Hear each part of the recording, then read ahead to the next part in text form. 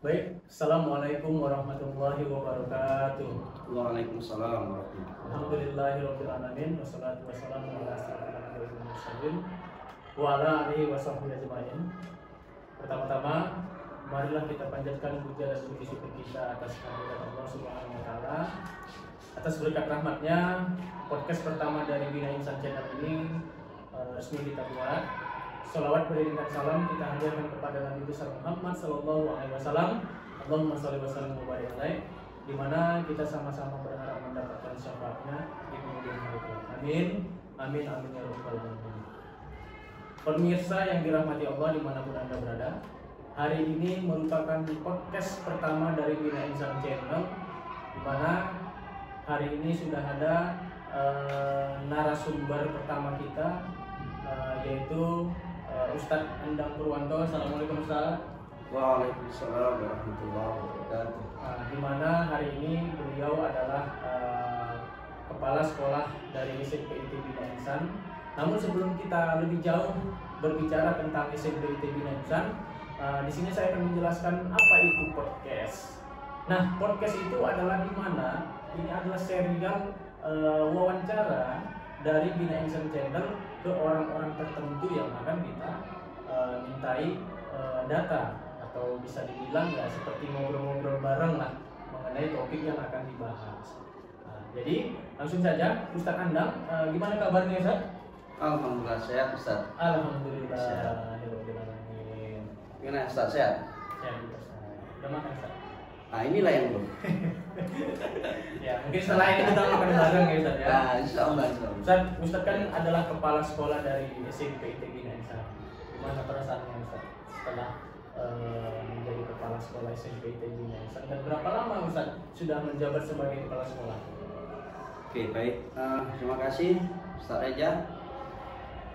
Jadi kalau ditanya perasaan, bagaimana perasaan saya menjabat sebagai kepala sekolah, ya itu berat lah. Kenapa? Karena amanah yang membuat berat itu amanah.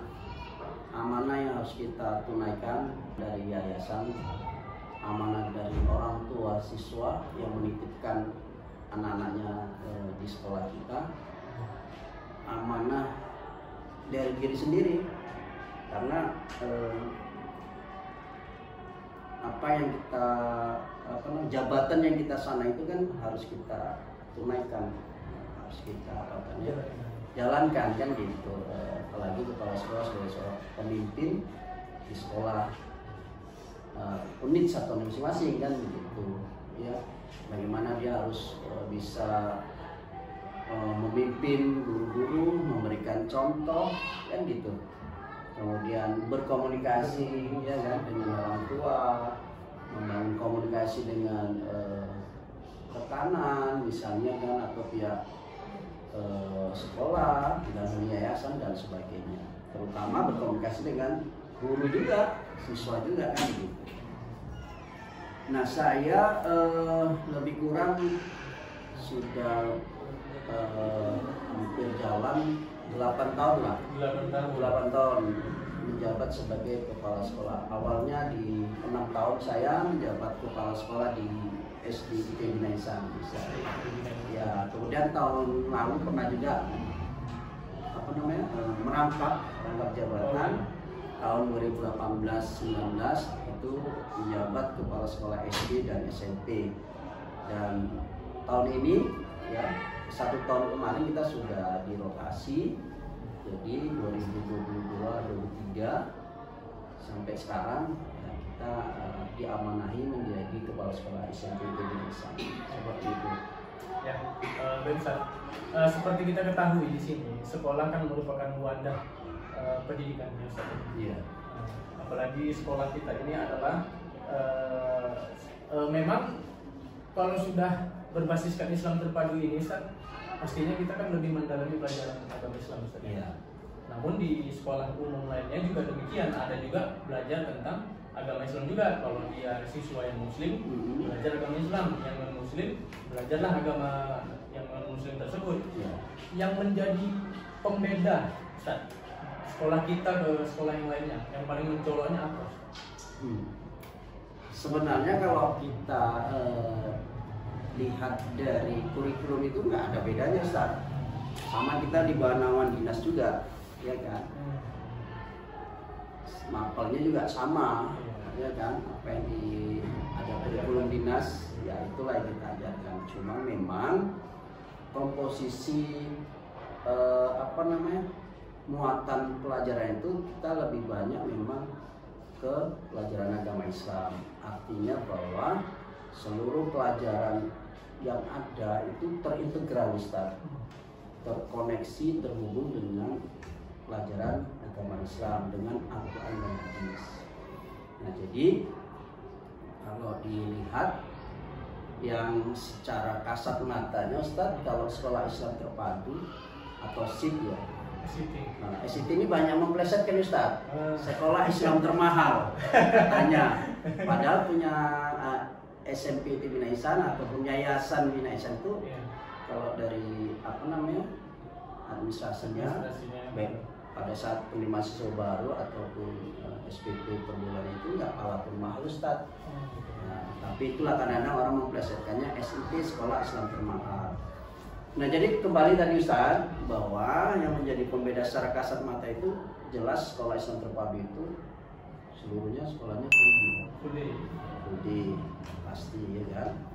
Nah, yang kedua itu tadi bahwa semua pelajarannya terintegral, terhubung dengan pendidikan atau pelajaran agama Islam, Al-Quran, Hadis, seperti itu Ustaz. Selebihnya enggak ada, semua sama semua, rapotnya sama, kemudian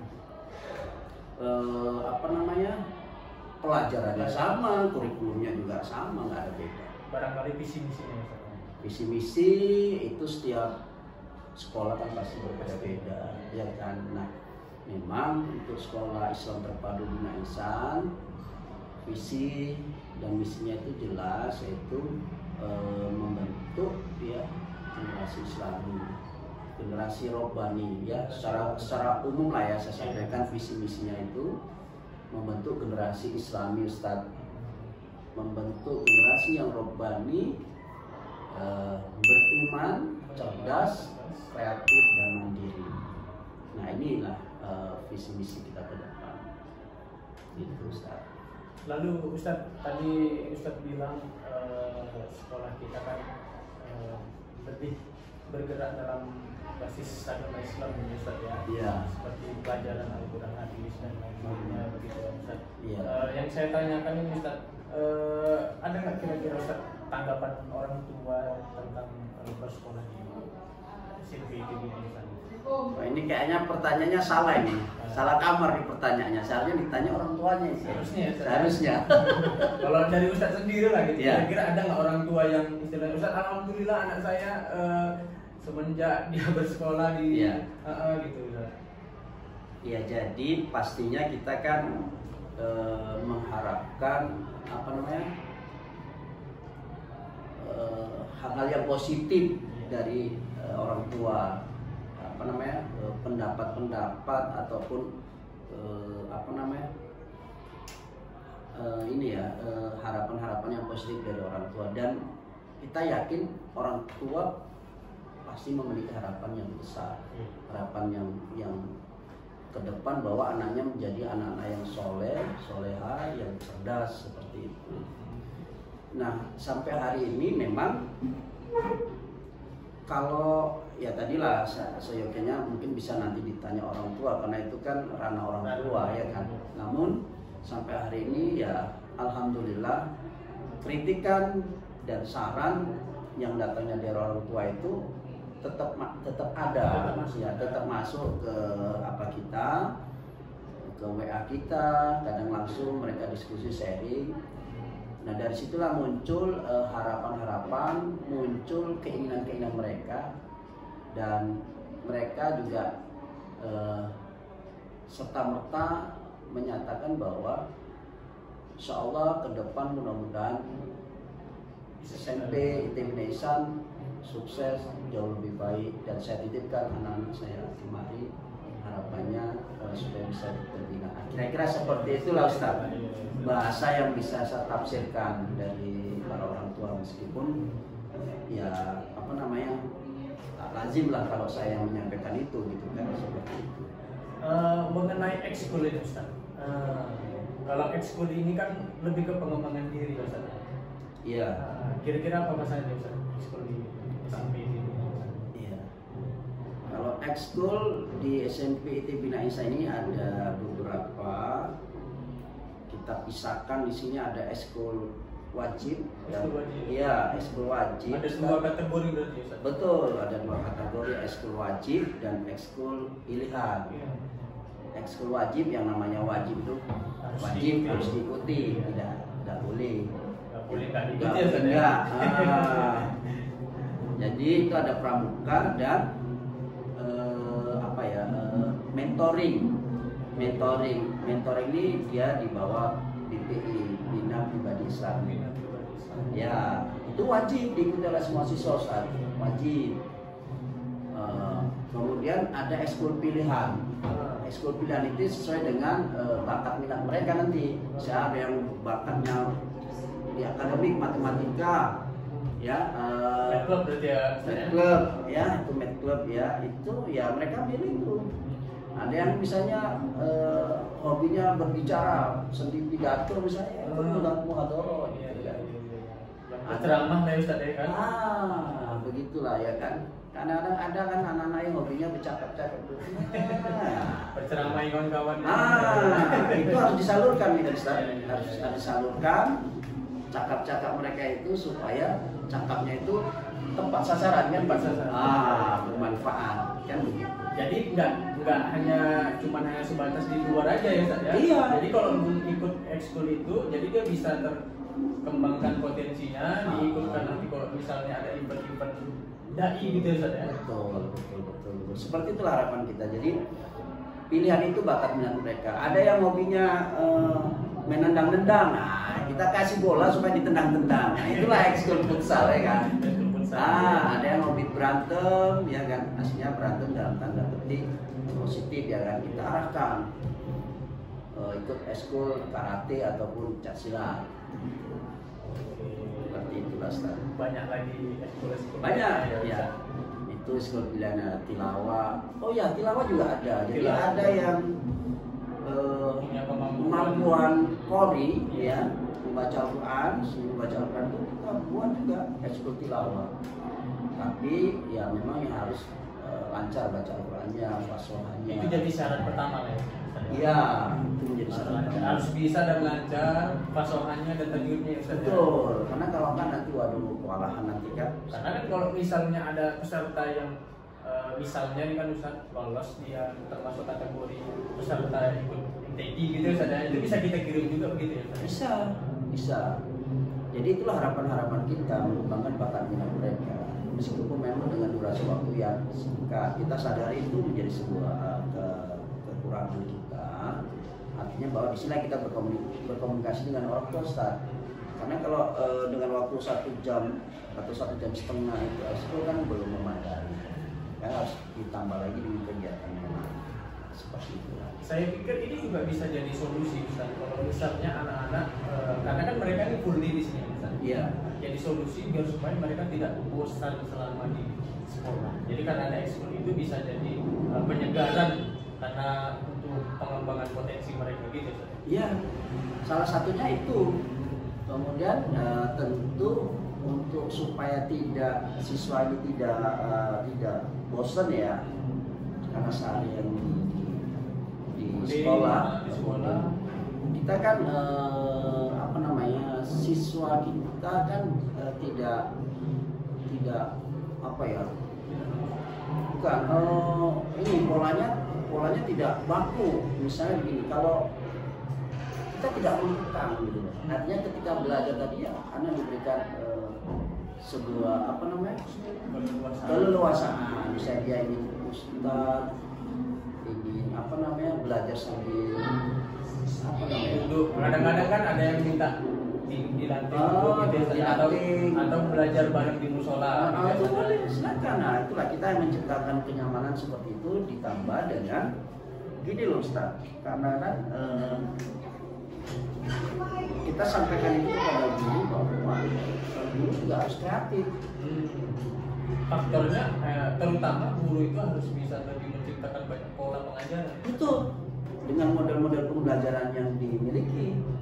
Karena apa? Ya, karena kalau tidak bisa timbul kebosanan kan dengan metode atau model pembelajaran ceramah saja kan. Ceramah saja gitu ya. Iya. Monoton sama papan tulis. Betul. Terakhir papan tulis yang nengok ya. Terakhir papan tulis yang menengok siswa kan. Iya, iya. Nah, seperti itu. Jadi banyak-banyak hal dengan pola pembelajaran yang sifatnya bermain sambil belajar atau belajar di luar kelas. Nah, seperti itu. Belum lagi media penunjang kayak fokus Iya, gitu misalnya. betul. Itu kita sediakan. Ya, seperti itu. Kemudian Ustaz, kira-kira Ustaz dalam bidang apa saja Ustaz? Pertama, kita ada di bidang olahraga ya, karate, kemudian renang juga ada ya, alumni ya. Karate kita baru-baru ini baru menyabet juara tingkat Katanya nasional. juara 1 ya Ustaz? Juara 1 2 SN tingkat nasional. Baik. Dilanjutkan dengan juara 1 tingkat dunia di Tingkat Jakarta dunia juga. Jadi ada satu siswa menjuarai 2 kategori perlombaan, Iya. tingkat nasional dan juga Tingkat dunia. tingkat dunia. Untuk cabang karate. Nanti tim media tolong ya agak di fotonya dimasukkan. Iya kan Ustaz ya? Iya. Karena memang ini suatu prestasi yang membanggakan gitu ya Ustaz ya. Oh, jelas kita sebagai kepala sekolah juga semua guru-guru ya itu merasa bangga ya, gembira kepada siswa kita yang sudah menorehkan prestasinya di kancah nasional dan tingkat dunia internasional tadi gitu kan. Atas nama siapa itu Ustaz? Atas nama Maswa. Maswa ya. Iya, kelas 9. 9. Iya. Memang anak ini sangat berbakat sekali, saya lihatnya kan sangat berbakat, kemudian ya pendiam ya, tapi ternyata kalau sudah digelanggang luar biasa. Kita nggak tahu di mana Kita dia nggak dulu tahu. apa ya Ustaz ya. Ternyata seorang yang luar biasa, tahu Banyak prestasi gitu ya Ustaz ya. memiliki banyak prestasi gitu. Kemudian pramuka juga kita kemarin ada beberapa kegiatan, ada kejuaraan di Alfitia, di Dolo itu kita juga membawa beberapa trofi juga.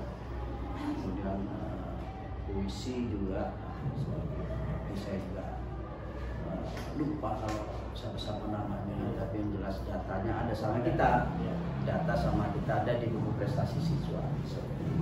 Kemudian Ustaz, kalau tadi Ustaz berbicara tentang prestasi siswa, kayak tadi ada yang juara di tingkat nasional dan juga dunia. Apa sih bentuk apresiasi sekolah Ustaz untuk siswa yang berprestasi tersebut? Iya,